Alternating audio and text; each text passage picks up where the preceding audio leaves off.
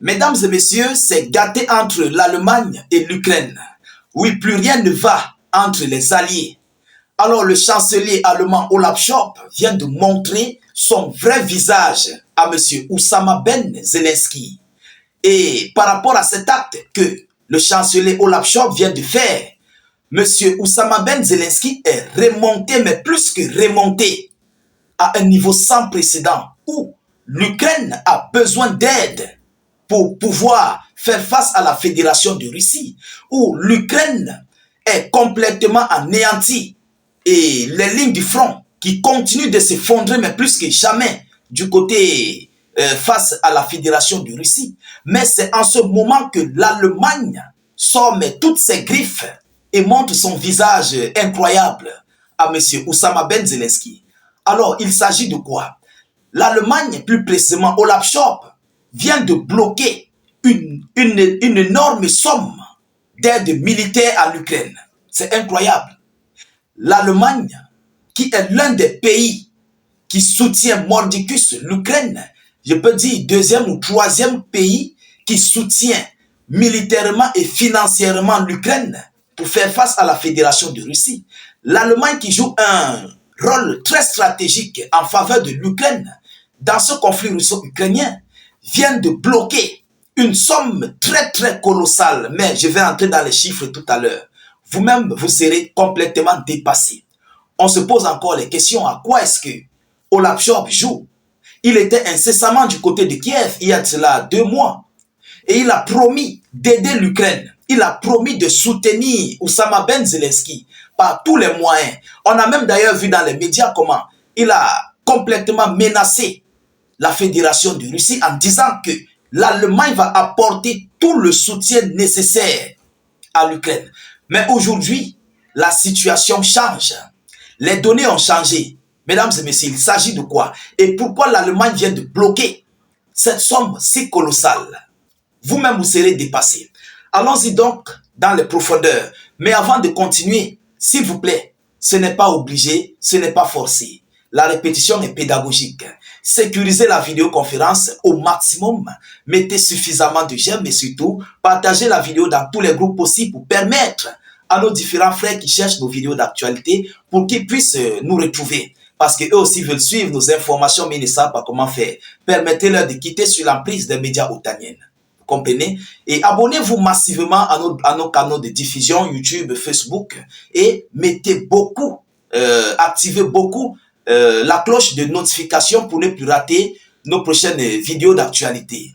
Mesdames et messieurs, mettez suffisamment de commentaires. Même si vous n'avez rien à écrire, mettez des cœurs. Je veux voir beaucoup de cœurs en commentaire où vous écrivez salut état d'urgence ou vive la paix dans le monde. Alors, il s'agit d'une somme de 3 milliards d'euros. 3 milliards d'euros. Faites 3 milliards multipliés par 650 francs CFA. Vous qui êtes dans les pays africains qui utilisez le franc CFA, vous allez voir la somme en question. 3 milliards d'euros que Olaf Scholz vient de bloquer. Il dit que cette somme ne partira pas en Ukraine. Ce n'est pas un argent de l'Union européenne. C'est l'argent venant des caisses allemandes. Oui, ce n'est pas un argent de l'Alliance. Je répète encore, c'est l'argent des caisses allemandes. Mais pourquoi l'Allemagne a bloqué cet argent?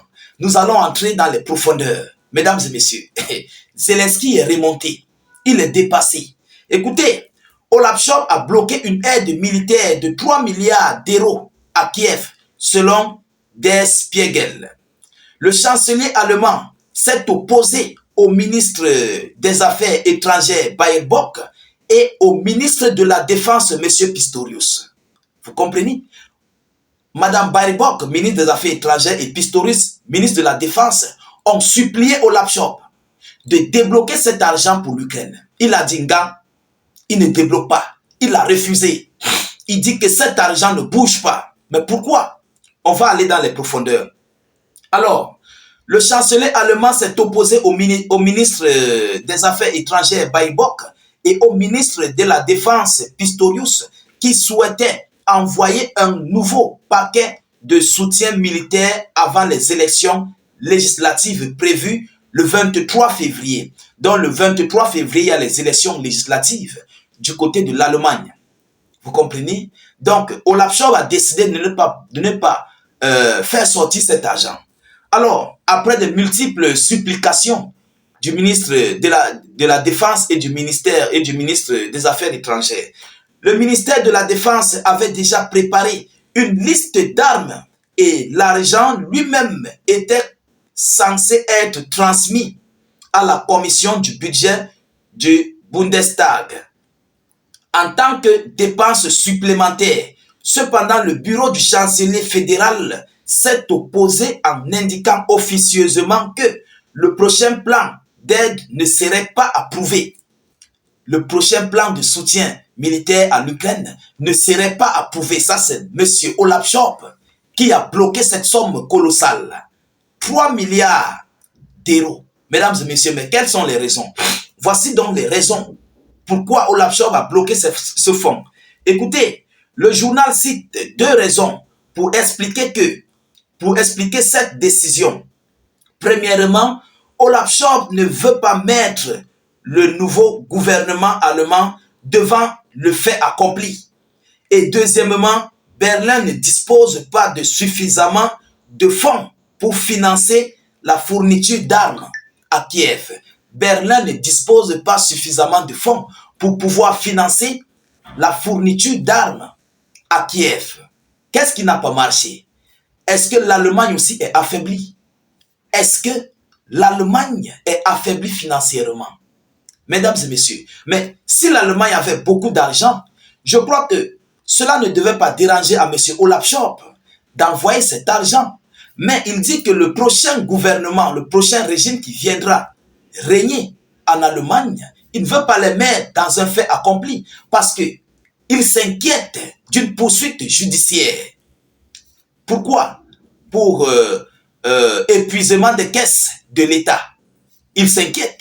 Parce que lorsque vous videz l'argent de l'État, mais si par malchance, c'est un opposant à M. Olaf Scholz qui gagne, le parti qui gagne le pouvoir, automatiquement, il va faire les mains et les pieds pour poursuivre M. Olaf Scholz pour demander comment l'argent s'est volatilisé.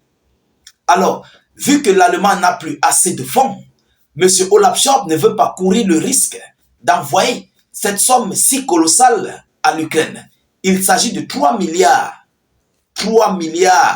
d'euros, mesdames et messieurs. Et donc, c'est donc par rapport à cela que M. Oussama Ben Zelensky est tellement remonté et il est mécontent de cet acte que M. Olaf Scholz vient de mener par rapport à ce soutien militaire à Kiev. Alors, la situation commence à se dessiner telle que prévue, comme le voulaient les Russes. La situation est en train de basculer à un niveau sans précédent sur M. Oussama Ben Zelensky, qui voulait ou bien qui veut affaiblir la Fédération de Russie, mais qui n'a pas les moyens, qui continue de vivre sous perfusion et qui continue à croire à une victoire ukrainienne. Mesdames et messieurs, la Russie avait dit que l'Ukraine serait affaiblie et tous ses alliés. Lorsque nous allons voir M. Joe Biden, ira incessamment, nous verrons comment les alliés européens et otaniens vont faire pour soutenir le régime de Kiev. Et nous sommes en train d'entrer sur cette cadence. Donc, M. Oussama Ben Zelensky est très paniqué, il est très remonté. Pendant ce temps, les Russes continuent de pilonner les lignes du front et ils continuent d'avancer, mais à un système sans précédent. Ah oui, M. Vladimir Poutine n'a pas de limite. Et il s'en fout éperdument si l'Ukraine a les moyens ou pas. Eux, ils continuent d'avancer pour remplir leurs objectifs. Et c'est en ce moment où M. Oussama Ben Zelensky a besoin de ses alliés. Et les alliés phares, les différents alliés principaux, sont en train de bloquer des sommes colossaux à l'Ukraine. Mesdames et messieurs, l'heure est grave. C'est très chaud sur Oussama Ben Zelensky. Nous continuons de suivre cette actualité le plus près que possible. Nous ne manquerons pas de vous tenir informés de la suite de cette actualité, mais en tout état de cause, je pense que M. Olaf Scholz a complètement raison. Il a raison de bloquer cette somme d'argent Parce que peut-être, on ne sait jamais, lui-même il a compris que c'est impossible de battre la Fédération de Russie. Et vu qu'ils ont déjà soutenu l'Ukraine à tous les niveaux depuis 3 ans maintenant, mais rien n'a changé sur le front. Alors, est-ce que Olaf Scholz a pris donc la décision de ne plus aider l'Ukraine? On se pose des questions. Est-ce que tel est le cas? Mesdames et messieurs, voyant que les États-Unis d'Amérique, plus précisément le parti de M. Joe Biden, est un parti sortant, à quoi est-ce que cette somme d'argent va servir à l'Ukraine? La question est posée. Donc si cet argent va du côté de l'Ukraine, mais ça ne va servir à rien. Ça serait un argent envoyé dans le vent. Il n'y aura pas en fait de victoire venant de cet argent. Mesdames, mesdemoiselles et messieurs, l'heure est grave. Alors, nous continuons de suivre cette actualité le plus près que possible. Nous ne manquerons pas de vous tenir informés de la suite de ces hostilités. Continuez de rester serein et partagez la vidéoconférence dans tous les groupes possibles. Mettez suffisamment de j'aime et de commentaires. N'hésitez pas de faire des cœurs, des étoiles ou écrivez salut état d'urgence en commentaire. Surtout, abonnez-vous, continuez de vous abonner massivement à nos différents canaux de réalisation tels que YouTube, Facebook et surtout, activez les cloches de notification pour ne plus rater nos prochaines émissions.